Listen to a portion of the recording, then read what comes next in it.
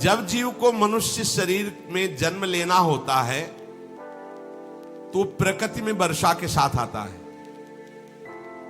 प्रकृति में वर्षा के साथ आया और फसल में मूली, गाजर, गेहूं, अन्न, इनमें वो जीव प्रवेश करता है और उसे माता पिता दोनों पाते हैं। तो सप्तम धातु वीर के रूप में परिणित होता है जीव। वो वीर कण के रूप में माता के उदर में जब प्रवेश करता है तो एक रात्रि में मां का और पिता का, दोनों का वो जो वीर मिलता है, उस रज और वीर के मिलने से एक कलल सा बनता है। 5 रात्रि व्यतीत होने के बाद एक बुदबुदा सा बनता है। 10 रात्रि व्यतीत होने के बाद एक बेर की सी आकृति होती है। फिर उसके बाद उसमें धीरे धीरे मांसपेशियां बढ़ने लगती हैं। 1 महीने में उसके सिर निकल आता है। 2 महीने में हाथ पांव अंगों का विभाग होता है। 3रे महीने में नख, रोम, अस्थि, चर्म, स्त्री पुरुष के चिन्ह प्रकट हो जाते हैं। 4 महीने में मांसादि 7 धातुएं प्रकट हो जाती है।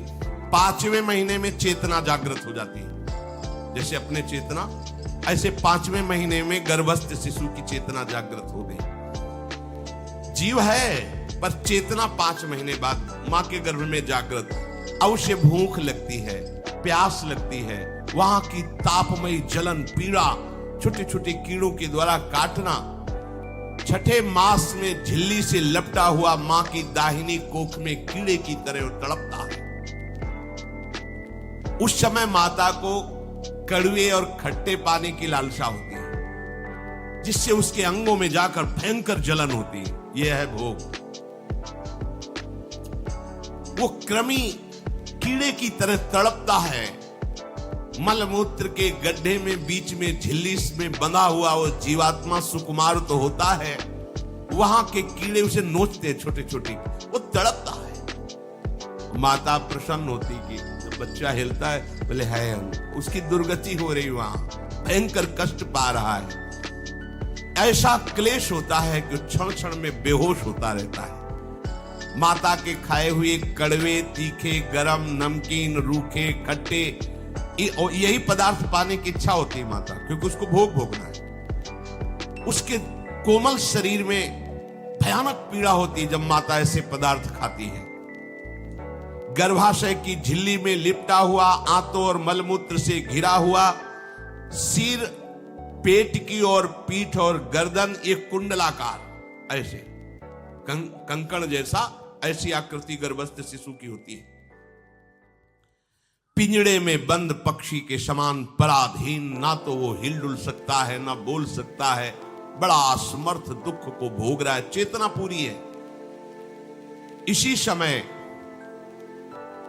भगवान द्रवित होकर उसे ज्ञान देते हैं, गर्भस्थ शिशु को, सबको। जी उसे ज्ञान होता है तो सैकड़ों जन्म के कुकर्मों से याद आते हैं, सैकड़ों जन्म के। ओहो, ये मेरे कर्म का ही फल, मैंने ऐसे कर्म किए इसलिए ये दुख भोग रहा हूं।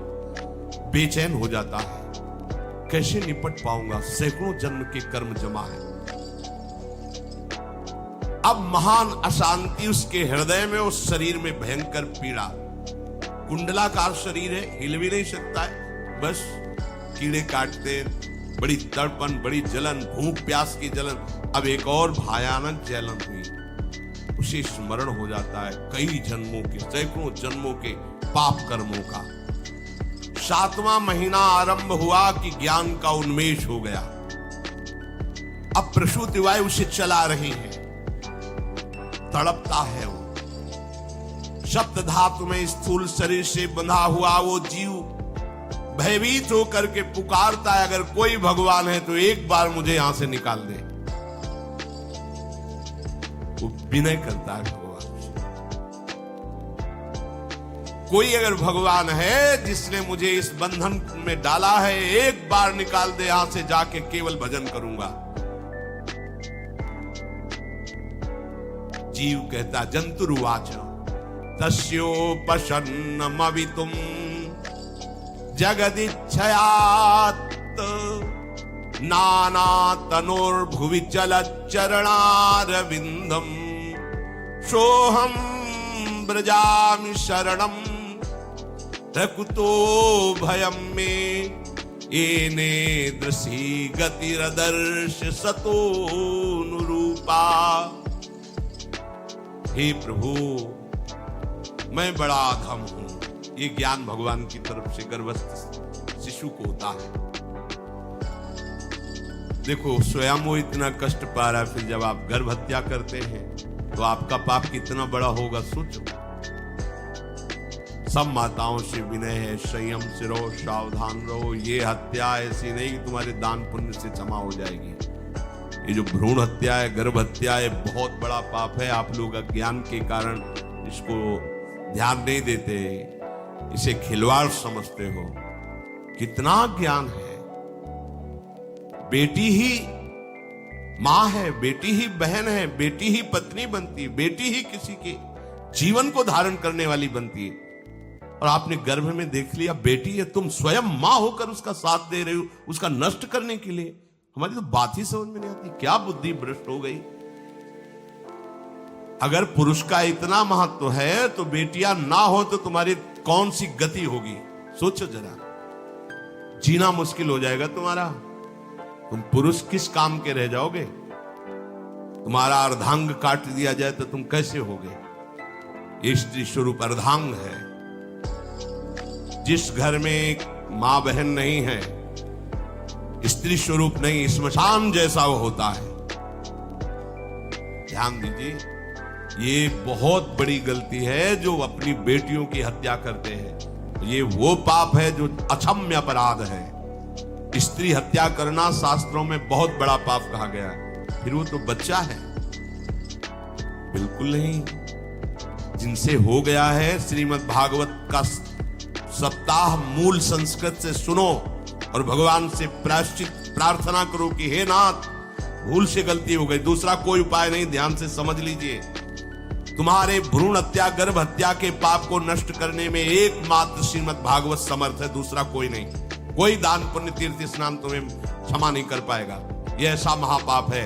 अगर हृदय में जलन करके और मूल संस्कृत के द्वारा पूरी 7 दिन में भागवत श्रवण की जाए नियम से, तो भागवत समर्थ है इस हत्या के पाप से भी आपको मुक्त कर देगी।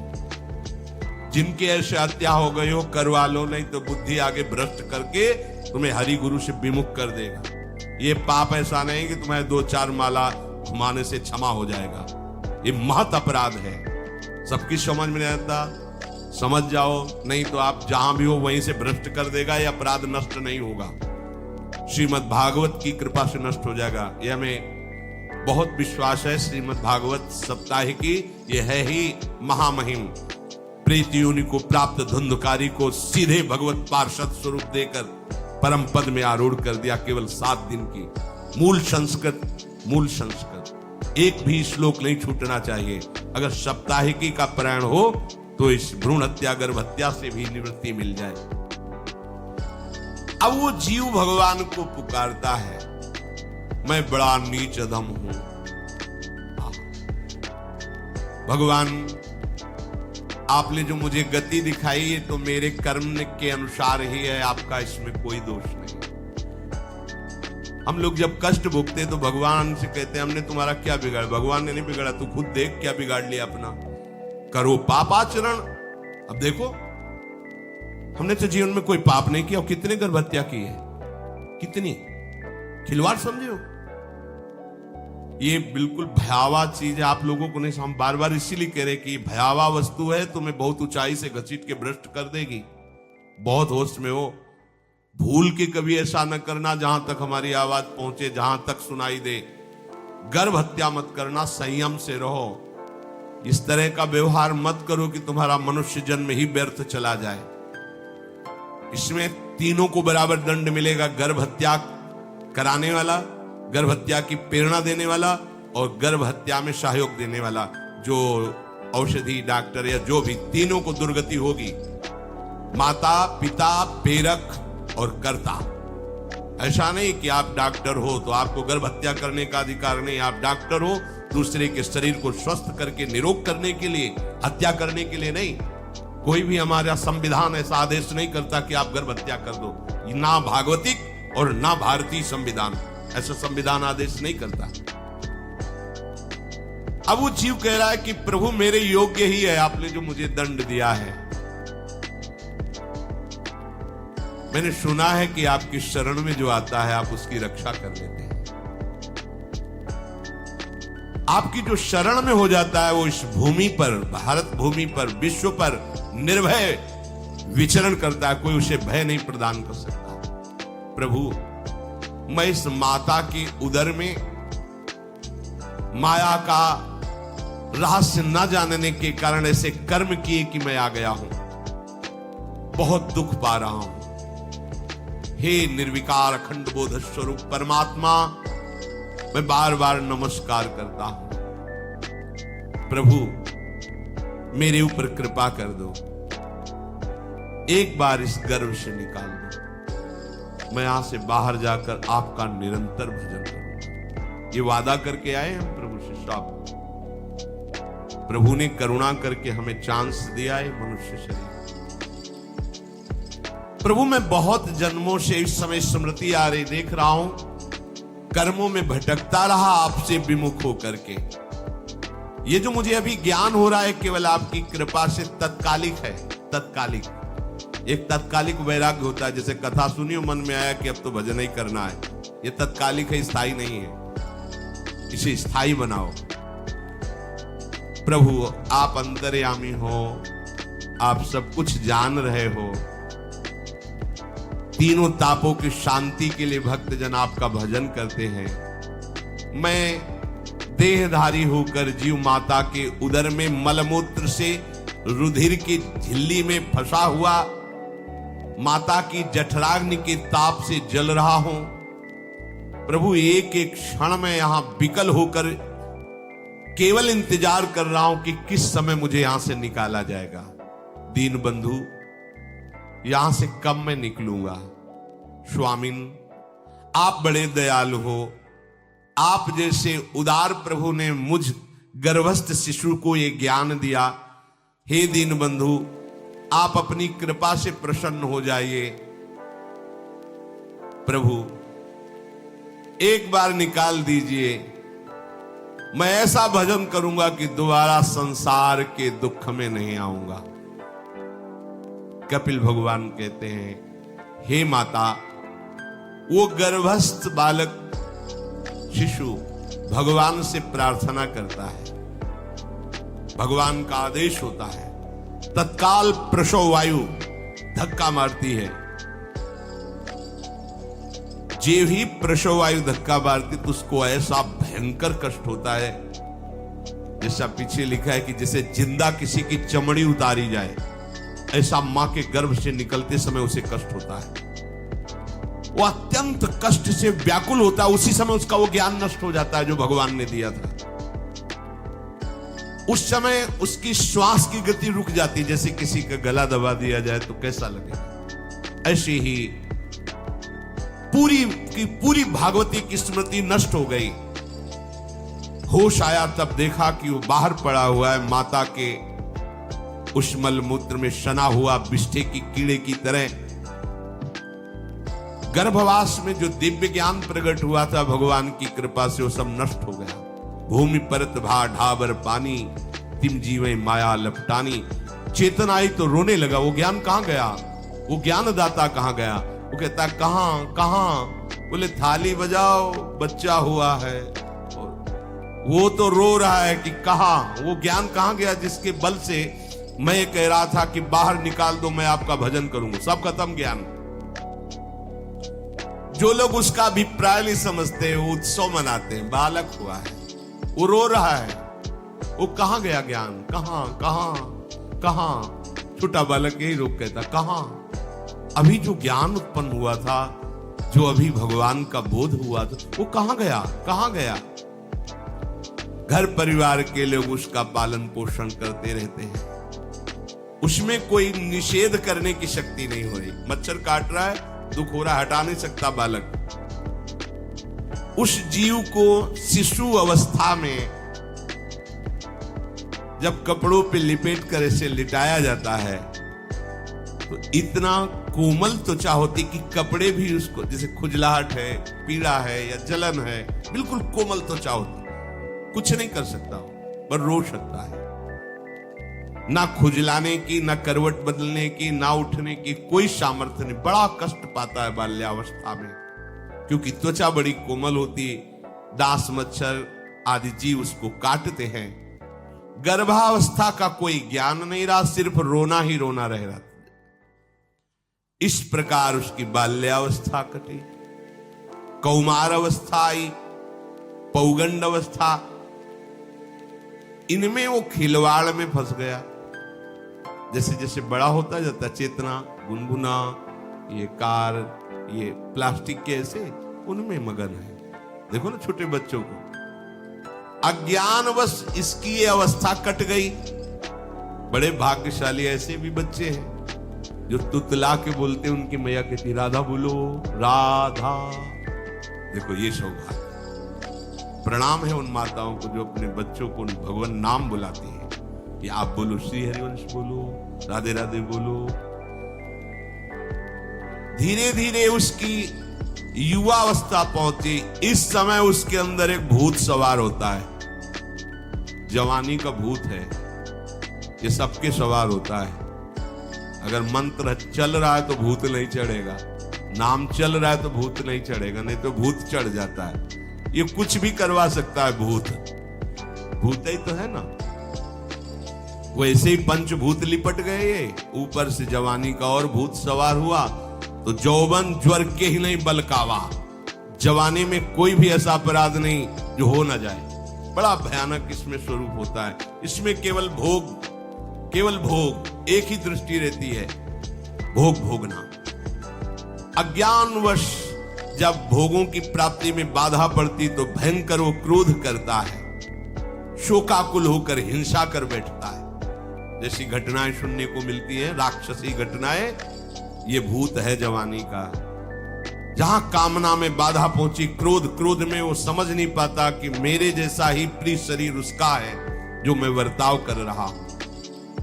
सदेहेन मानेन वर्धमानेन मन्युना करोति विग्रहम कामी कामेष्वंताय चात्मनः। जैसे जैसे देह बढ़ता जाता है, पुष्ट होता जाता है, वैसे वैसे भोग वासना और अभिमान बढ़ता जाता है। वो काम परवश होकर अपना नाश करना शुरू कर देता है। यौवन, वो फिर खोटी बुद्धि वाला वैसे ही पाप करने लगता है जिन पापों के कारण उसकी दुर्गति हुई थी नरक आदि की। वो मां के गर्भ में आया था। देहाभिमानवश निरंतर मैं करूंगा, मैंने भोगा, मैं वो भोगूंगा। उसे ये ज्ञान नहीं रहता कि मैं वादा करके आया हूं कि भजन करूंगा और इस संसार से मुक्त हो जाऊंगा। भूल गया। इसी शरीर से उसको फिर भयंकर कष्ट भोगने पड़ेंगे। इसी का नाम संसार चक्र है। अगर कहीं उसे सत्संग मिल जाए, सन्मार्ग में चल दे, तो माया भेजती है दो प्रकार के लोग उनको भ्रष्ट करने के लिए। एक जिह्वा रसेंद्री को और एक उपस्थेंद्री जनेंद्री के भोगों का समागम भेजती है। फ्री भोगो, ध्यान रखना, शास्त्र है, सत्य एक एक अक्षर है। जब किसी को सत्संग मिल जाता है तो सत्संग का प्रभाव होता है भगवत मार्ग में रुचि पैदा करना, प्रभु अच्छे लगना, प्रभु का नाम जप करना, सत्य मार्ग में चलना। जब तुम सतमार्ग में चलोगे तो दो प्रकार के लोग भेजे जाएंगे।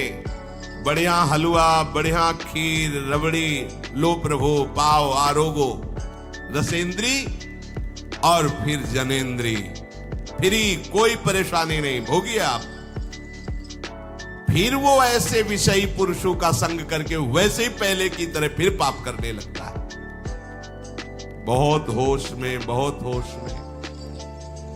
इनको ऐसे लोगों का संग कराया जाता है जिससे सत्य, शौच, पवित्रता, दया, संयम, लज्जा, क्षमा, यश, मन इंद्री का संयम, ये सब सद्गुण नष्ट हो जाएं, ऐसे लोगों का संग कराया जाता है। ऐसे लोग बहुत हैं, वो आपको पैसा खर्चा करके वो आपको भोग दिलाएंगे, भोगो भैया, आप इनके लिए नहीं भगवत मार्ग में आए हो, आप प्रभु की प्राप्ति के लिए आए हो। बच्चों सावधान हो। ये देखो शास्त्र कह रहा है, रसेंद्री और जनेंद्री दो की सुविधा देने वाले लोग मिल जाएंगे। अत्यंत सोचनीय, मूढ़, देहात्मदर्शी ऐसे असत पुरुषों का संग करके भ्रष्ट हो जाता है। अच्छा, वो आग लगा दिए, वो चल दिए, ये नहीं दे। कुछ लोग ऐसे होते हैं, 10 दिन अपने पैसे से आपको नशा करवाएंगे, फिर इसके बाद तुम्हें उनके पैरों में गिरना पड़ेगा, फिर मांगने से भी नहीं देंगे, पहले फिर ही देंगे। आदत बिगड़ गई। ऐसे लोग मिलेंगे, मुस्कुराएंगे, हंसेंगे, आपको गले लगाएंगे, आपको लगेगा जीवन का सार मिल गया, फिर इसके बाद जूते चलाएंगे, गली में नहीं देखने देंगे। अब तुम्हारी वृत्ति बिगड़ गई, तुम उधर ही ताको, होश में, होश में।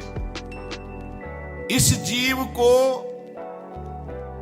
किसी और के संग से ऐसा बंधन, ऐसा मोह नहीं होता जैसा कामिनियों के संग से होता है। भगवान कपिल देव जी कह रहे, न तथास्य भवेन्मोहो बंधश्चान्य प्रसंगतः योषित संज्ञात यथा पुरुषो यथा तत्संग संगता। कामी पुरुषों का, कामिनियों का संग जैसा परमार्थ भ्रष्ट करता है, वैसा और किसी से नहीं हो सकता। इसलिए तुम इतना अपने को मत साधक समझ लो कि हमारा कौन बिगाड़ सकता है। उदाहरण में दे रहे, प्रजापति स्वाम दुहितरम दृष्ट्वा तद्रूप धर्षितः रोहित भूताम शोनवधा वदृक्ष रूपी हतत्रपः। स्वयं प्रजापति भगवान ब्रह्मा जी ने अपनी पुत्री को जब देखा, प्रसंग सरस्वती जी, बहुत सुंदर सरस्वती जी है, तो अपने को संभाल न सके। उनके रूप, लावण्य और यौवन के स्वरूप को देखकर भगवान ब्रह्मा जी आकर्षित हो गए। इसलिए दूसरों की तो बात ही क्या है, हम सब ब्रह्मा के ही बनाए हुए हैं, वो आकर्षित हो गए। इसलिए बलम में पश्चिमाया स्त्री मैया जैनो दिशाम या करोति पदाक्रांतान भूर्विजंभेण केवलम। हे माता, मेरी माया का बल देखो, जो अपने पैरों से विश्व को कुचल सकते हैं, ऐसे दिग्विजयों को अपने पैरों के नीचे कुचल दे, वो मेरी माया है। देखो, बलम में पश्चिमाया स्त्री मैया जैनो दिशाम, जो 10 दिशाओं पर विजय प्राप्त कर सकते हैं, उनको भी घुटने टिकवा दे, ये मेरी माया है। संगम न कुर्यात् प्रमदा सुजातु योगस्य पारम परमारुरुक्षुः मत्सेवया प्रतिलब्धात्म लाभो वदन्ति या निरय द्वारमस्य। श्री भगवान कह रहे, अहो मेरी इस माया का बल देखो। इसलिए जो मेरे को प्राप्त करना चाहता है, योगारूढ़ होना चाहता है, भजन में आगे उन्नति चाहता है, उसे चाहिए जो तुम्हें भ्रष्ट करने के लिए इशारे करे, चाहे स्त्री हो चाहे पुरुष। तजिए ताहि कोटि बैरिशम यद्यप परम सनी, वो मित्र नहीं, वो माया के द्वारा भेजा हुआ दूत है। चाहे कोई भी हो, होश में तुम समझते हो कि बाजी जीत गए, भाग्य खुल गए, तरस रहे थे भोगों के लिए, मिल गए भोग। अरे नारकी गतियों से बचने के लिए तुम्हें अवसर मिला था, फिर नरक जा रहे हो। तुम समझते हो कि इसको भोग ले तो सुखी हो जाए, उसको जो भोग रहा है वो समझता है उसको भोग ले तो सुखी हो, उसको वो पूरी सृष्टि इसी भ्रम में फंसी हुई है। होश में हो जाओ। जो परम पद चाहता है, भजन करना चाहता है, ठीक से मार्ग में चलना चाहता है, उसे शब्द भगवान के याद कर लेने चाहिए। चाहे वो स्त्री हो चाहे पुरुष, जो तुम्हें गंदी बातें सिखाए, गंदी बातें दिखाए, गंदी बातें करने के लिए प्रोत्साहन दे, जाके संग कुमति मति उपजय करत भजन में भंग तजोरे मन हरि विमुखन को संग। गृहस्थ हो तो धर्म के अनुसार अपनी पत्नी मात्र में सीमित रहो। ये उद्दंडता तुम्हारा नाश कर देगी। ये जो आज नई रीतियां चल रही हैं, ये भगवान ब्रह्मा जी ने अपने पुत्रों को बुलाया। चारों युग ये पुत्र हैं भगवान ब्रह्मा के, सतयुग, त्रेता, द्वापर, कलयुग। सतयुग से कहा भाई हमने रचा है नरक, तुम्हारा स्वभाव सत्य में स्थित होना है, इसलिए हमारी आज्ञा का पालन करो कि नरक खाली भी नहीं रहना चाहिए। तो उनका पिताश्री जब हमारा स्वभाव आपने ही रचा है तो मेरे राज्य में कोई नरक जाए भूल चूक से, किसी को नरक नहीं जाने। त्रेता से कहा तो उन्होंने कहा कोशिश करेंगे अपने बड़े भाई का अनुगमन करने की। द्वापर से कहा तो उन्होंने कहा कोशिश करेंगे आपकी आज्ञा का पालन करने की। समझना। लेकिन जब कलयुग आया तो मुस्कुरा के बोला पिताश्री जैसे बड़े भैया ने कहा मेरे राज्य में कोई नरक मेरी जानकारी में नहीं जा पाएगा, ऐसे ही मेरे राज्य में कोई स्वर्ग या परम पद मेरी जानकारी में नहीं जा पाएगा। मैं सीधे हाउसफुल करूंगा नरक। देख लो ना, शराब पीना, व्यभिचार करना, जुआ खेलना, चोरी करना, हिंसा करना, इसके प्रधान स्थान है। ब्रह्मा जी से कहा आप चिंता मत करो, जैसे बड़े भैया कहते हैं कि हमारे राज्य में कोई नरक नहीं जाएगा, ऐसे हम आपको वचन देते हैं। अगर हमारी दृष्टि पड़ी तो न स्वर्ग जाने देंगे न परम पद में जाने देंगे। तभी महाप्रभु कहते पाए जान जगत में सब जन कपटी कुटिल कलयुगी टंचू। कलयुग ने सबको देख रखा है, सबको अधीन कर रखा है। अगर बच सकते हो तो एक हरिनाम है, राधा नाम है, जो कलयुग का प्रभाव नहीं पड़ने देगा। इसलिए होश में, चाहे वो पुरुष हो या स्त्री हो, रिश्तेदार हो, नातेदार हो, कोई हो, जिसके संग से भोग वासना बढ़े, भगवत विमुक्ता हो, दूरी बना लो, तत्काल दूरी बना लो। वो मित्र नहीं, वो भारी दुश्मन है, जो तुम्हें फिर वही दुर्गति में ले जाएगा जो गर्भ में वादा किया वो नहीं कर पाओगे। भगवान कह रहे मैं इसलिए मना कर रहा हूं कि ये खुला हुआ नरक का द्वार है।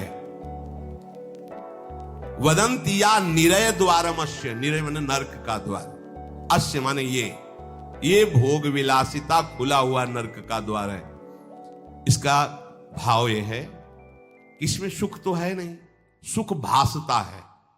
भासना और है में अंतर है। जैसे रेत में हम देखते हैं सूर्य की किरणें पड़ने पर निर्मल जल भासता है, और प्यास के कारण हम दौड़े तो वहां बालू ही मिलेगी, फिर आगे भासता है, फिर भागे तो फिर भागने से प्यास बढ़ती जाती है, पानी मिलता नहीं। ऐसे ही परस्पर आकर्षण में सुख भासता है, होता नहीं। जब हम उसको स्वीकार कर लेते हैं तो एक मन में उदासी आती कि यहां वो तो मिला नहीं जो चाह रहे थे, तो वो दूसरा दिखाता है, वो आगे वो उधर गया, तो फिर वो पूरा जीवन नष्ट हो जाता है। और मिला नहीं क्योंकि है नहीं, भासता है, सुख भासता है नहीं। प्रभु में सुख भासता नहीं, प्रभु में सुख है, भासता नहीं है। इसलिए जो भासता में लगे वो प्रभु में नहीं लग पाते, क्योंकि वहां भासता नहीं है, वहां भास रहा है, वो है नहीं। यहां है, भास नहीं रहा है तो है का परिचय नहीं है, इसलिए वो यहां लग। और जो लग गया, नाच नाच के मीरा जी कहती पायो जी पायो मेरे राम रतन धन। पति है। प्रथम रात्रि में मीरा जी ने राणा साहब से कहा आप हमारी बात शायद समझ सकते हो, आप हमें स्पर्श मत करना। मैंने सुहाग गिरधर के नाम का भरा है, मैं तुम्हारी पत्नी नहीं हूं। लोक व्यवहार के कारण तुम पति रूप में आए हो, मैं चाहती हूं कि तुम मेरा सहयोग करो। मैं एक पतिव्रता हूं गिरधर की, मेरे तो गिरधर गोपाल बैठे थे एक ही सैया में, उतर के चरणों में बैठ गए। मीरा जी के चरण पकड़े के हो भाग्य, मुझे ऐसे सौभाग्य मिला आपका पति होने का।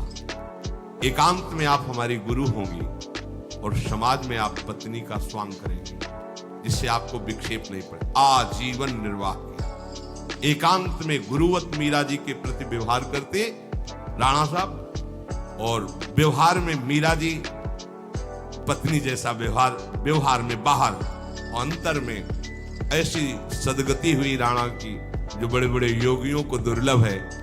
मीरा जी जीवन में कभी भी किसी भोग को स्वीकार नहीं। गिरधर के रंगराजी सब भोग चरणों में लुट रहे थे। सोचिए, राज परिवार में ब्याही गई, क्या था? किसी भी सुख की आकांक्षा नहीं। यह है रंग श्री हरि का। है नहीं ना उनमें सुख। जो है सुख वो मिल गया तो फिर भासने की तरफ क्यों बढ़ेगा? इसलिए ये जो मेरी माया है, ये मित्र बनकर पहले सेवा के बहाने से धीरे धीरे पास आती है। आती है का शब्द माया के लिए है। वो किसी भी रूप में होगी। माया का कोई रूप नहीं आज तक वर्णन किया गया। कोई भी रूप हो, वस्तु, व्यक्ति, स्थान, घटना, कुछ भी। उपासक जब समझ नहीं पाता तो वही उसकी नाश का कारण बन जाती है। बहुत सावधान। हमें नहीं पता किस रूप में आएगी। जिनको पता है हम उनको अपने पास रखें। वो है नाम राधा राधा, फौरन पता चल जाएगा आपको पक्का। ये ठीक नहीं, बहुत श्रद्धा नहीं। बिल्कुल हटो, बिल्कुल हटो, अंदर से बिल्कुल हटो। नहीं तो कोई समझाने वाला थोड़ी था बचपन से हमें कि भाई पास कोई हो, यही नाम। जहां कहीं कोई प्रियता, कहीं आश्रमों में कहीं कुछ समझ में, हटो हटो, ये नाम हटाते हटाते हटाते जहां लगाना चाहिए वहां लगा दे। नाम अगर है अंगरक्षक तो तुम्हें माया से बचाता रहेगा। क्योंकि जिनकी माया है उन्हीं का नाम है। वो खूब अच्छे से जानता है, माया को पहचानता। नाम आप नहीं पहचानोगे पक्का, क्योंकि वो बाहर से ही नहीं आती, वो अंदर से भी आती है। ये सब माया के ही पार्षद है। मन बुद्धि चित्त अहंकार सब माया में है। नाम चलेगा तो अंदर और बाहर दोनों जगह सुरक्षित रखेगा। पकड़ लीजिए। वो तिनके में ढके हुए कुएं के समान होती है। पता नहीं चलता कि कितना गहरा कुआं है। ऊपर से तिनके से ऐसा लगता भूमि, जो पैर रखा गिर गए कूप में, अब निकल नहीं सकते। जब मेरी माया में आसक्त हो जाता है तो अंत समय फिर उसी माया का स्मरण होता है। वही सब मैं अब वो फिर उसी चिंता से फिर वही फंस गया, फिर वही दुर्गति प्रारंभ। हे माता, जो हरि से विमुख हैं उनका ये चक्र चलता रहता है। पुनरपि जननम पुनरपि मरणम पुनरपि जननी जठरे शयनम। इसलिए मुमुक्ष उपासक को चाहिए कि ना कोई भय स्वीकार करो, डरो मत माया से। देखो भगवान के वचन, ना किसी के सामने दीन हो। भक्ति की दैन्यता अलग है, विषयों की दीनता नहीं। ये साधु में कभी नहीं हमने देखा, किसी भी साधु में ये नहीं। साधु है ये नहीं होगा जब मर जाए पक्का। और साधुता नहीं है तो फिर इतना ही है, फिर और रही क्या गया है फिर। साधुता में ये तो नहीं पक्का। हम कहते हैं बहुत हजारों संतों से मिले, ये नहीं होता। अरे रिद्धियां सिद्धियां मारी घूमती पीछे, वो हाथ फैलाएंगे। हाँ, आचार्य आदेश के कारण रोटी मांगते हुए बड़े बड़े सिद्धों को देखा गया है। टुकड़े रोटी के मांगने आचार्यों का आदेश है। भिक्षा औषधम अन्नम, भिक्षा रूपी अन्न रूपी औषधि से उदर पोषण करे, ऐसा आचार्य है। चाहे वो भगवान शंकराचार्य हो, चाहे आप प्रेम के उपासक हो। भूख लगेगो मांग खाऊंगो, गिनो न सांझ सवेरो, ब्रजवार छिनके जूठ टूक और घर घर छाछ महेरो, ऐसो कब करी हो। बस साधु 30 मिनट के लिए केवल भिक्षुक बनता है, 23.5 घंटा के लिए बादशाह रहता है। मिले तो ना मिले तो बस भिक्षा बादशाह। जाय न चाहे कबो कुछ तुम सन सहज सने, बसो निरंतर तासुर सुराउर निजगे। साक्षात भगवान हृदय में खेलते रहते हैं। दीनता नहीं होनी चाहिए। ये भागवतिक दैन्यता अलग है।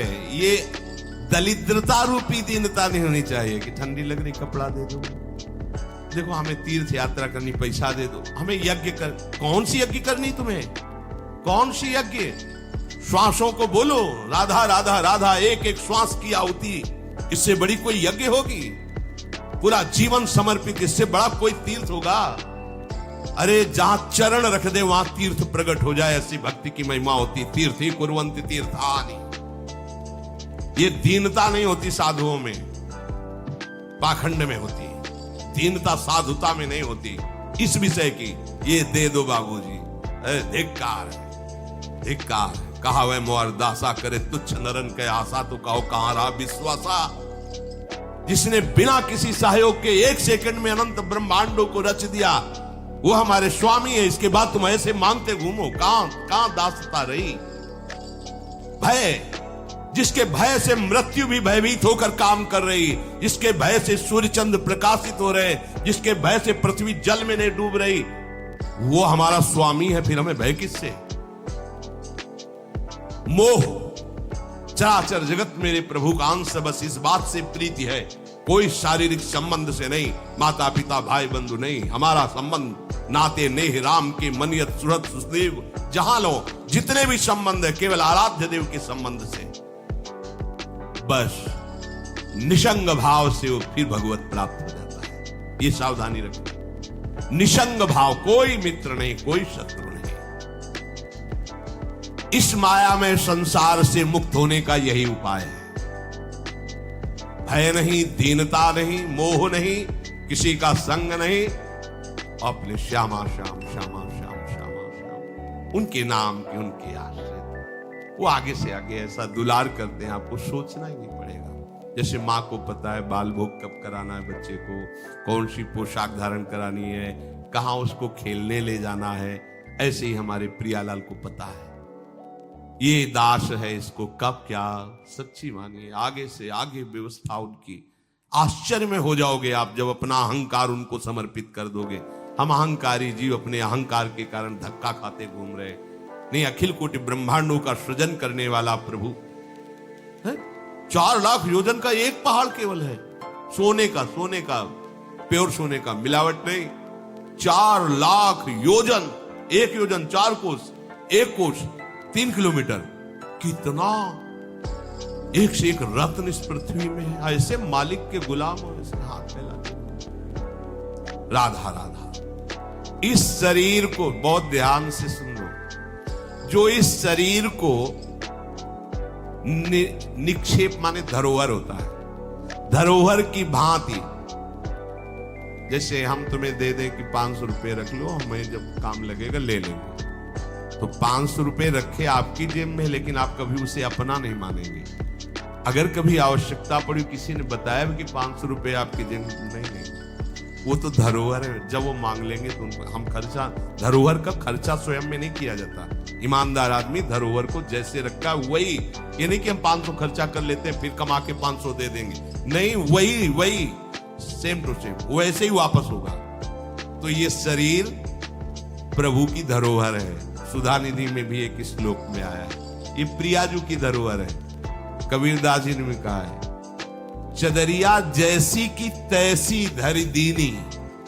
जैसी दी थी प्रभु, हमने मलिन नहीं की, वैसे की वैसे वापस कर दी। तो क्या होगा उसका परिणाम? मोक्ष, भगवत प्राप्ति। इसे मलिन करने का अधिकार तुम्हें नहीं है। ये चदरिया जो मिली है, मनुष्य शरीर, ये भगवत प्राप्ति। इसे गंदा मत करो। शरीर को धरोहर की भांति रखकर, ये गुरु की संपत्ति है, ये इष्ट देव की संपत्ति। तन वांग मनोभिरमलई सोहम तविवासिता। ये शरीर, ये मन, ये वाणी हमारे गुरुदेव को समर्पित, उनकी आज्ञा के अनुसार चलना है। तो क्या होगा? अनासक्ति बढ़ेगी, किसी से कोई राग नहीं, अनासक्त होकर वो भगवत प्राप्त हो जाएगा। एक ही उपाय समस्त दुखों से बचने का, मामुपेत्य।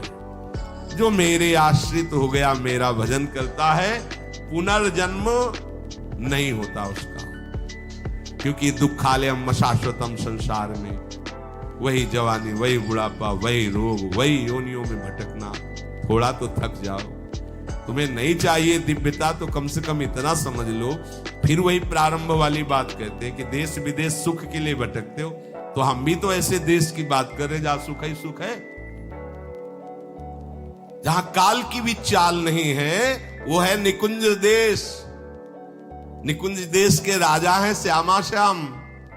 चलो ना वहां, राधा राधा रूपी धन कमाओ, यहां किसी से व्यवहार न करो, प्रेम का व्यवहार भगवत समर्पित करो, राग द्वेष का व्यवहार मत करो, तो इसी जन्म में ये कर्म परंपरा खत्म हो जाएगी। पता नहीं कौन कौन सी योनियों में हमें जाना पड़े मां के गर्भ में। इसलिए भाई ये आखिरी जन्म होना चाहिए, ऐसा कर लो, ऐसा धन कमा लो जो तुम्हारे साथ चले, वो है राधा नाम।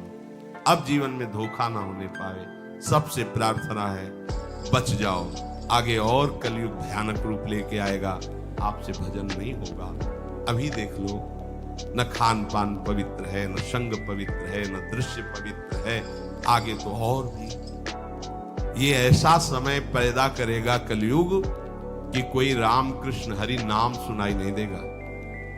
भा भ्रष्टाचारा सब संसारा धर्म सुने नहीं, कहीं स्वाहा स्वधा तो खत्म होता जा रहा है। देख लो, पहले यज्ञों की भरमार होती थी, कहां यज्ञ हो रहे हैं। ऐसे ही अभी सत्संग सुनने को मिल रहा है, कितने जगह सत्संग होता है, भगवत प्राप्ति का कितनी जगह सत्संग होता है, खोज लो आप पूरे भारत में। कितनी जगह शुद्ध शास्त्र सम्मत भगवत मार्ग की बात मिलेगी, कितने नाम जापक रह गए हैं। वास्तविक आगे चल करके आपको सपोर्ट ही नहीं मिलेगा भक्ति का। जैसे अभी डरने लगे कि अगर तिलक लगा के जाएंगे तो ऑफिस वाले कहते हैं, स्कूल में तो कंठी और तिलक ही नहीं धारण करने दिया जाता, बच्चे कहते हैं। घर में कहते हैं तुम सुहागवती हो, कंठी तो विधवा धारण करती है। कैसा दुर्बुद्धि घर वाले। ठाकुर सेवा ये तो विधवाओं का काम होगा। सच्ची सौभाग्यवती वही है जिसने ठाकुर सेवा स्वीकार कर ली। सच्चा मंगल सूत्र कंठी ही है जिसने हरि का पहन लिया। कैसी मंद बुद्धि है लोगों की, ऐसी सी मतलब सौभाग्यवती भी कंठी पहन सकती है, तो हमें लगता है इससे बड़ा दुर्भाग्य क्या होगा, हम इसे सौभाग्य मानेंगे। राम हरि कृष्ण बोल न पावे, कंठी न धारण करे, रज न धारण करे और उसे सौभाग्यवती, तो कौन सा सौभाग्य। मरण धर्मापति, कुछ दिन में वो भी मरेगा, फिर बनना क्या बनना, न भजन लायक रह जाओगे न संसार लायक रह जाओगे। प्रार्थना मान लो, थोड़ा कड़ुआ लगेगा लेकिन बहुत मीठा है परिणाम इसका। यद्यग्रे विषमेव परिणामे अमृतोपमम्, जिसमें शुरुआत विष जैसी लगे उसका परिणाम अमृत में होता है। खूब भजन करो और इसी जन्म में श्री जी को प्राप्त करो। श्री राधा वल्लभ लाल।